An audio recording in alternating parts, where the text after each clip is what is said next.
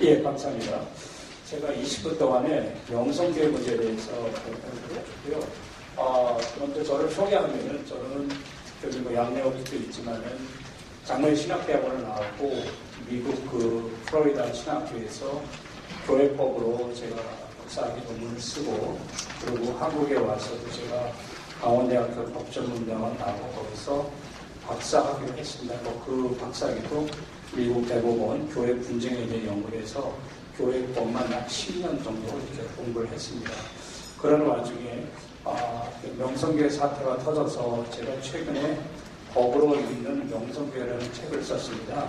그래서 명성교회 사건에 관한 한 우리가 너무 윤리적이거나 관행적인 접근을 하지 말고 일단은 교회 법적인 접근에서 명성교회 사건을 봐야 된다 이렇게 주장을 했고요. 그리고 명성교회 사건에 있어서는 특히 진보 언론들이 교회의 정체성을 잘 몰라서 또 아까 목사님께서 말씀한 대로 얄팍한 정의관을 갖고서 교회의 근간을 흔들어 버리는 그런 이제 잘못된 게 있습니다. 그래서 지난번에 JTBC나 약 공중파 언론이 명성교회 사건에 있어서 10번 정도를 계속 때렸습니다. 예. 그리고 PD수첩, MBC PD수첩도 아예 명성교회 사건을 다루는데요.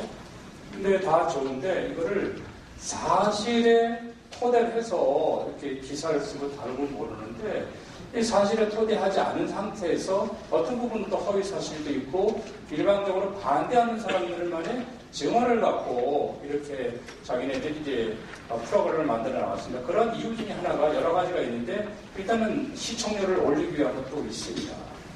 예. 제가 그래서 그때마다 기사를 쓰면서 반박을 했습니다. 제가. 하여튼 그래서 앞으로 아까 대표님께서도 말씀했다시피 일단 사랑예교 사건이나 서울교회 사건이나 명성교회 사건에 있어서 일단은 교단 자체가 자정 능력이 없기 때문에 일반 법원이 자꾸 이렇게 개입을 하는 거거든요. 또 이쪽에서는 일반 법원에 해결해 달라고 한쪽 편이 갖고 가니까 법원은 또 해결해 줄 수밖에 없고 아까 또 서울교회 사건 나왔는데 또 법원의 입장에서는 니네가 서로 이걸 분쟁을 갖고 오니까 또 니네끼리는 막 소화전 난사하고 용역동원하고 폭력을 하니까 이거 어떤 목사가 와서 이걸 해결하겠느냐. 우리가 그래서 변호사 파송하는 거다. 일단은 법원의 입장은 또 이해할 만하고요. 사랑의 교회 사건도 대법원으로 갖고 가니까 대법원이 개입할 수밖에 없는 그런 상황이고요.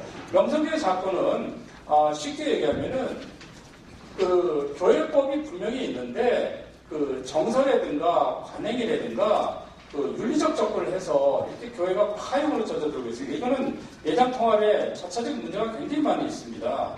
그런데다가 또 예장통합이 이러한 불법과 또 이런 이제 불법적인 절차가 난무한데도 아까 이런 진보 언론들은 이것만 갖고서 계속 그냥 교회를 파괴시키기 운동을 하고 있습니다. 제가 명성교회 새벽기도를 가고 이렇게 하는데 김한원 목사가 정말 김상원 목사가 임명을 해서 정말 목회도 개판으로 하고 정말 기자금 1,000억을 물려받고 이렇게 하면 당연히 대물림이 되고 장로교 법 절차도 어겼으니까 이거는 비난받아도 마땅합니다. 근데 제가 계속 가더라도 수요 예배도 그냥 거의 가득 찹니다. 새벽 예배도 토요일날 하는데도 거의 가득 찹니다. 10,000명 이상 오고 있고 남자들이 반 이상이 넘습니다. 그리고 어쨌든 김한원 목사를 통해서 약 3,000명 이상의 결신자가 생겼습니다. 가서 왔는데 그러면 아들을 통하든지 딸을 통하든지 사회를 통하든지 믿지 않는 불신자들을 구원하면은 이건 하나님이 나는 기뻐하지 않나 이렇게 생각을 하고 있어요. 그래서 저는 세습 옹호자도 아니고 명성교회 부목사 출신도 아니고 명성교회로부터 뭐 장학금 지급받은 것도 없고 단지 제가 미국에서 2000년도죠. 2000년대 썼던 논문을 토대로 제가 발표하는 거예요. 그 논문이 한국역사연구소에서도 그때 한성대 총장이죠. 거기서도 제가 발표를 했고 또 서울대 종교학과 토대로 한 한국 종교문화원에서도 제가 발표를 했습니다. 그런데 공교롭게도 명성교회 사건이 터져서 제가 계속 글을 좀 많이 썼습니다. 제 그 논문이 미국 장로교 헌법 원리편과 한국 장로교 그 일정에 나오는 그 원리를 비교했어요. 그러니까 오늘 명성교 사건의 문제는 그 원리에 다 프로블렘이 있습니다. 마치 이 사회에서 제가 얘기했다시피 부자 세습 옹호자는 아니지만 그러나 아들을 그 교인들이 세웠다고 해서 부자 세습이라고 몰아붙이는 것은 일단은 민주주의 질서에 역행한다 이렇게 생각을 하고 있어요. 자, 요거는 원본은 여러분들이 보시고 제가 간단히 20분 안에서 해야 되니까 설명을 요약을 하면서 하겠습니다. 대한민국 헌법 1조는 대한민국은 민주공화국이다 되어 있어요. 자, 그 민주공화국에서는 참정권이라는 기본권이 있습니다. 참정권 여러분들이 더 잘 알다시피 선거권도 있고 피선거권도 있어요. 그러면 무기명 비밀 투표에 입각해서 박정희 대통령 아들을 대통령을 만들든지 딸을 만들든지 이건 국민의 선택이에요. 무기명 비밀 투표를 해가지고 누가 하든지 간에 그거는 우리는 승복을 해야 됩니다. 미국도 부시 대통령 아들도 또 무기명 또 비밀 투표를 해서 또 그렇게 당선이 됐습니다. 이럴 경우 누구 하나 세습이다, 기득권 세습이다 이렇게 하는 사람은 없습니다. 마찬가지로 미국 우리 교단 참 헌법에도 장로교 특히 장로교단은 장로교단은 대한예수교 장로교회는 교인공화국입니다. 예, 교인들이 알아서 청빙을 하고 교인들이 알아서 목회자 월급을 주고 교인들이 모든 걸 주권을 갖고 있어요. 감리교는 이제 감독이 주권을 갖고 있지만은 장로교는 교인이 주권을 갖고 있어요. 그러나 예당통합에서 세습방지법을 만들 때부터 그때 김동엽 총회장 때였습니다. 그것도 공교롭게 명성교회에서 감리교에서 세습방지법을 만들었으니까 우리도 세습방지법을 만들자. 당시에 이수용 세문학교 담임 목사님이죠. 감리교에서는 안타를 쳤으니까 우리는 홈런을 치자. 세습방지법 만듭시다. 그러니까 얼쑤얼쑤 해가지고 90% 이상의 세습방지법을 만들었는데 저는 그때도 이제 반대를 한 게 이거는 감리교는 감독의 권한을 제한하는 법이었고 그러나 우리 장로교는 청빙권이 교인들한테 있어요. 그럼 교인들의 권한을 제한하는 건 대개는 이거는 잘못됐다. 근데 이거를 총대들이 여론에 입각해서 이제 밀어붙여가지고 이렇게 법이 이제 입법이 됐습니다. 근데 여기에 문제가 뭐냐면 총대들이 예양통합 총대들이 교단법을 스스로 어겼죠. 왜냐하면 장로교단 헌법에 어떤 교단이 기장도 마찬가지고 한국에 있는 모든 장로교단의 헌법 1조는 양심의 자유고 2조는 교회의 자유입니다. 그럼 교회의 자유는 모든 교회 안에서 인사권과 행정권을 교회가 알아서 특히 교회 직원의 자격 여부를 교회가 알아서 할 자유가 있다고 되어 있어요. 만약에 아버지가 교회들한테 내 아들이니까 이거 담임 목사가 하라 이렇게 되면 정말 문제가 있습니다. 세습이고 투표도 안 하고 하면 임명권으로 아버지가 하면 상당한 문제가 있는데 그러나 교회의 자유에 입각해서 아들이 이 교회를 이끌고 가기 더 적합하다. 네, 무기명 비밀 투표를 하자. 그래서 하는 거는 저는 전혀 민주공화국에서 민주공화국이 마련한 기본적인 기본권을 구성하고 있는 참정권에 입각해서 무기명 비밀 투표를 해서 후임자를 뽑는 것을 누가 뭐라고 합니까? 이건 언론이 무작정 진보 언론들이 무작정 이렇게 한다는 것은 좀 너무 교회법을 모르는 거 아니냐. 한국 교회의 정체성을 모르는 거 아니냐. 지금 아까 대표장님께서도 말씀하셨다시피 지금 우리의 문제는 기독교의 정체성이 흔들려지고 있는 거죠. 예. 목회자 세금 문제도 물론 이제 미국도 나고 저도 신고한 적도 있지만 거의 미국도 신고해봤자 집안에 있는 하다못해 서재까지 자기 차까지도 전부 다 빼요. 그러면 세금 낼 수 있는 게 거의 없습니다. 예. 그리고 오히려 미국 같은 경우는 어려운 사람들한테는 또 도와주죠. 큰 교회에서 세금 걷어가지고. 근데 우리는 개척교회가 지금 60%가 넘는데 70%가 넘죠. 예전 통합만 해더라도 미전교회가 5,000개가 됩니다. 9,000개에서. 그래서 4,000개가 5,000개를 먹여 살리는 겁니다, 지금. 네. 200명 이상 되는 교회가 1,500개밖에 안 돼요, 예장통합에. 약 10,000개 교회에서 1,500개밖에 안 됩니다. 교회 건물이 있는 교회가. 나머지는 전부 다 비자립교회입니다. 그 비자립교회 무슨 세금을 어떻게 받습니까? 예. anyway. 어쨌든, 민주공화국에서는 무기명 비밀 투표에 입각하면 하자가 없다. 그리고 장로교단 헌법에서도 교회의 자유가 상위법입니다. 장로교단은 어떤 교단인데 원리가 있어요. 원리편이 이제 1장에서 1조에서 6조, 7조까지 원리편이 있는데 이 원리가 사실상 교단 헌법에 헌법의 역할을 하고 있습니다. 교리에는 웨스트민스터 신앙법에 여러 가지 이제 소요리 문답 다 있죠. 이게 정신을 하고 있습니다. 근데 이 양심의 자유가 웨스트민스터 신앙법에 20조에 있습니다. 그게 모든 교단의 헌법에 다 들어가 있어요. 양심의 자유가. 예장통합도 마찬가지고 양심의 자유가 있고 교회의 자유가 있는데 교단이 자신들의 교단의 자유를 갖고서 아들을 청빙하지 못하게 한다. 그리고 우리 교단이 재밌는 게요. 자립교회 목사, 장로의 아들은 안 돼. 그 대신 돈 많은 목사, 장로의 전도사는 또 청빙할 수 있어. 전도사는. 그리고 미자립교회는 세습을 할 수가 있어요.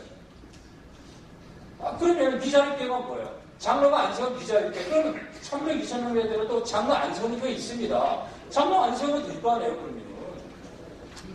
그럼 얼마든지 청구할 수 있죠. 법이라는 게 보편성을 떼야 되고, 에큐메니칼, 누구든지 다 지킬 수 있도록 돼야 되는데, 특정인들만 선호해서 만드는 법이 과연 정당하냐. 이것은 대한예수교 장로회 통합 측이 명성교회만을 표적해서 입법을 한 거죠. 예, 그래서 이거는 일반 사회보다도 교단이 잘못한 거지. 교단이 잘못하다 보니까 진보 언론으로부터 집중 포화를 받게 되는 겁니다. 이거는 귀책 사유가 예전 통합에 있습니다. 예. 다음에요. 그리고 제가 아까 명성교회 승계의 주체 문제에서 얘기했는데 승계의 주체가 김산호 목사면은 비난받아 마땅하죠. 그러나 그 승계의 주체가 개인이 아니라 단체로면은 그거는 민주공화국 안에서 예장통합의 룰 안에서는 우리가 승복을 해야 된다. 이거죠. 왜냐하면 교인총회라는 단체의 결정, 또 교회 당회에서의 단체의 결정, 또 노회라는 상위 7위의 결정, 그리고 총회헌법위원회라는 법률부서의 결정, 총회재판국이라는 또 법률부서의 결정이 있는데 명성교회는 이 결정대로 우리가 한 것이지 김사원 목사가 개입한 것은 아무것도 없습니다. 그래서 우리가 이러한 기초적인 사실력을 확인하지 않을 때 맹목적으로 폭탄을 가하는 것은 잘못했다. 예. 그래서 이제 저는 그렇게 생각해요. 한국 교회가 한기총, 한교회, 한교총 다 뿔뿔이 흩어졌습니다. 이 내면에는 이단 간별사들이 있어서 그렇습니다. 결국 한기총을 흩어지기만 한데도 이단 간별사들이라고 그랬고 계속 장지영이 누구니 2단이니 3단이니 예? 결국 이런 것 때문에 한 거 아니에요. 이제는 이단 간별사들을 한기총에서 이제 더 이상 한국에서 활동하지 못하도록 하고 이제 제 생각에는 그래요. 제가 우리 교단의 총회장들이나 이렇게 이런 원로급들 만나더라도 이제 한기총으로 돌아가야 된다. 누구나 동감하고 있습니다. 그럼 한기총이 군소교단만 있으면 안 되고 통합이나 합당이 들어올 수 있도록 그 자리를 마련해 주면 다 들어옵니다. 왜 우리 대표장님의 십자가가 있으리라 생각이 됩니다. 두 번째, 명성교회 승계의 절차. 승계의 절차가 이게 아까도 제가 얘기했지만은 처음부터 일방적으로 팀 하나다. 그냥 밀고 나가고 불법적으로 그냥 투표도 하지도 않고 또 투표 했더라도 지명을 한다든가 공격을 한다든가 거수를 한다든가 이런 건 문제가 있어요. 그러나 무기명 비밀 통하고 또 노회가 이거를 인준하고 또 동남노회는 총회헌법위원회 해석이 있고 또 총회헌법위원회에서는 헌법위원회 해석이 있으면 지체 없이 시행해야 된다. 이렇게 되니까 동남노회는 지체 없이 총회헌법 해석에 따라 시행을 한 거예요. 그러니까 전혀 하자가 없습니다. 절차상의 하자가 없으면 우리가 인정을 하자. 미국 수정헌법 1조 14조도 보면은 어떠한 주도 정당한 법의 절차에 의하지 않은 것은 생명, 자유 또는 재산을 박탈할 수 없다고 되어 있습니다. 그만큼 미국 국가 헌법도 절차를 중요합니다. 우리나라 헌법도 마찬가지예요. 절차에 의하지 않고서는 무분별하게 불합리하게 체포 구금할 수 없다고 되어 있습니다. 미란다 원칙도 다 절차법이고 형사소송에서 독수 독과 이론도 다 이게 절차를 무시하면 안 된다. 독이든 나무는 독이든 열매를 맺을 수밖에 없으니까 절차가 있어야 된다. 네가 마약 사고를 잡는다고 하면서 네가 마약을 먹으면 안 된다는 거죠. 같이 마약 친구 하면서 그건 안 된다는 거죠. 절차가 합법적이어야 된다. 예, 가늠하는 거 잡는다고 모텔에 들어와서 몰래 카메라 설치하고 이런 것들은 안 된다는 거죠. 네, 절차. 그러니까 명성교회가 절차에 있어서 확실하면 우리는 이걸 인정해 줘야 된다. 아디전한 기득권이 있지만은 이 기득권은 신도들이 아들을 원하는데 신도들이 권리를 침해해서는 안 된다. 그리고 예장통합교단의 헌법에는 교인의 권리가 있습니다. 교인의 권리가 성만찬에 참여할 수 있는 권리, 공동회에 참여할 수 있는 권리. 그럼 공동회에서 뭘 하느냐? 또 인사, 선거권, 피선거권이 있습니다. 재정에 결의할 수 있는 권리. 그러면 공동회에 참여해서 후임자 청빙할 수 있는 권리를 헌법에다 마련하는 않는데 28조 6항 은퇴하는 목사의 아들은 청빙 대상이 안 된다. 이렇게 해놨어요. 지금 또 이제 최근에 이제 백여 헌법위원회에서 결정한 게 뭐냐면은 은퇴하는 아들이지 은퇴한 아들 아니지 않느냐 또 이렇게 해석을 해놨어요. 지금 현행 백여 헌법위원회가 그러니까 총회 재판국이 은퇴한 아들이라고 해석을 했으니까 헌법위원회 해석은 재판국을 기속한다는 또 우리 교단의 헌법 해석법이 있습니다. 그래 총회 재판국은 헌법위원회가 그렇게 했으니까 우리 그렇게 재판한다. 뭐가 잘못이냐? 근데도 또 총회에서는 이거를 막 그냥 총대들이 결의해가지고 재심하자 해서 지금 재심에 올라갔어요. 재심에 올라갔는데 8개월 동안 불법인 줄 알아 자기네들도 여론에서 올라갔고 그냥 재판을 못하고 있습니다 지금. 그러니까 이제 그럼 총회장이나 백의 총회장이나 백상의 총회장도 헌법위원회가 결의를 해서 올리면은 무조건 동의기간이기 때문에 도장주가 내려보내게 돼 있어요.